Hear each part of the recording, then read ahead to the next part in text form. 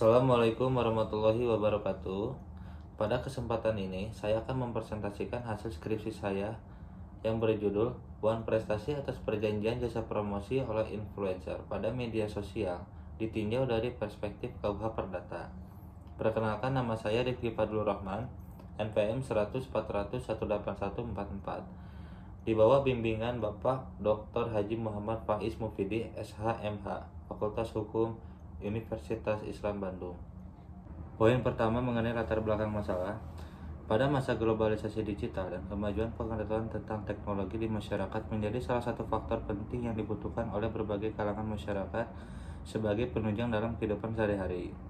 Media sosial banyak digunakan untuk transaksi jual beli, tetapi bisnis semacam ini lemah karena kemungkinan pelanggan yang kecil. Hanya mereka yang mengikuti atau berteman dengan vendor di media sosial. Maka dari itu, para pelaku usaha menggunakan jasa promosi melalui media sosial yang kita kenal dengan endorse. Pada umumnya, pihak pelaku usaha yang melakukan kegiatan jual beli menggunakan media endorsement akan memilih kalangan-kalangan orang terkenal dan berpengaruh terhadap publik seperti artis, selebritis, bahkan pejabat yang dianggap memiliki dampak yang cukup besar bagi keberhasilan produk yang akan ditawarkan.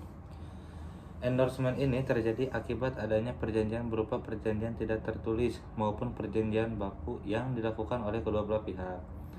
Dalam perjanjian tersebut, umumnya membuat tentang kewajiban endorser untuk mempromosikan online shop sebagai konsumen, tetapi nyatanya banyak endorser yang tidak melaksanakan hal tersebut. Karena endorsement ini tertuang dalam suatu perjanjian yang sifatnya mengikat, maka semua hal yang disepakati harus dilaksanakan, termasuk kewajiban mempromosikan tersebut. Apabila tidak dilaksanakan, maka tindakan tersebut disebut sebagai one prestasi. Poin selanjutnya mengenai metode penelitian. Penelitian ini menggunakan pendekatan yang dikenal dengan penelitian normatif empiris, yang menggabungkan penelitian hukum normatif dengan sejumlah komponen empiris. Pendekatan statuta dan pendekatan konseptual adalah metode yang digunakan data primer, data sekunder, dan data tersier yang disebut sebagai bahan hukum primer, bahan hukum sekunder, dan bahan hukum tersier merupakan tiga kategori sumber data yang digunakan. Penelitian dilakukan baik di lapangan maupun di perpustakaan sebagai bagian dari proses pengumpulan data.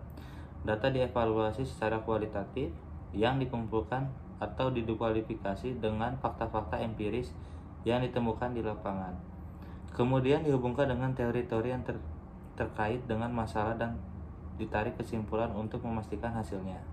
Poin selanjutnya adalah kasus endorsement yang terjadi kepada online shop yang bernama Revive Official yang menjual beberapa produk pakaian seperti jaket atau hoodie. Agar produk mereka bisa dilihat oleh banyak orang, pihak Revive Official menggunakan jasa promosi online atau endorsement. Pihak online shop menemui selebgram yang memiliki followers banyak berinisial NF. NF memiliki followers mencapai 1,7 juta followers. Setelah itu, pihak online shop menghubungi pihak influencer untuk membuat perjanjian berupa endorsement. Isi perjanjian tersebut mengenai berupa waktu pengunggahan, tarif jasa endorse, dan jenis yang akan dipromosikan.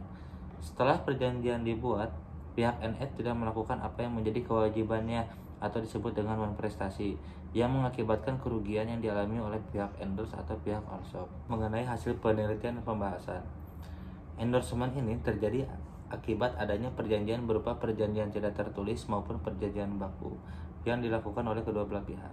Dalam perjanjian tersebut, umumnya membuat tentang kewajiban endorser untuk mempromosikan online shop sebagai konsumen. Tetapi nyatanya banyak endorser yang tidak melaksanakan hal tersebut. Karena endorsement ini termasuk ke dalam suatu perjanjian yang sifatnya mengikat, maka semua hal yang disepakati harus dilaksanakan, termasuk kewajiban mempromosikan tersebut. Apabila tidak dilaksanakan, maka tindakan tersebut disebut sebagai one prestasi. Temuan penelitian menunjukkan bahwa selama para pihak memenuhi syarat-syarat sahnya perjanjian yang diatur dalam pasal 1320 KUH Perdata, maka undang-undang yang mengatur tentang penyisipan syarat-syarat baku dalam perjanjian pengesahan dinyatakan sah dan berlaku sebagai aturan bagi para pihak. Hal itu juga sesuai dengan syarat sahnya perjanjian elektronik yang dituangkan dalam pasal 47 ayat 2 Peraturan Pemerintah Nomor 82 Tahun 2012 tentang penyelenggaraan sistem dan transaksi elektronik.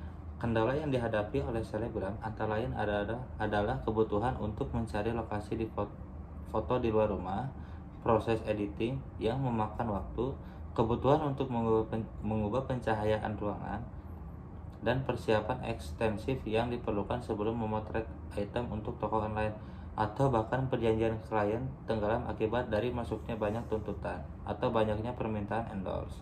Kesimpulan, temuan penelitian menunjukkan bahwa selama para pihak memenuhi syarat-syarat sahnya perjanjian yang diatur dalam pasal 1320 KUH Perdata, maka undang-undang yang mengatur tentang penyisipan syarat-syarat baku dalam perjanjian pengesahan dinyatakan sah dan berlaku sebagai aturan bagi para pihak.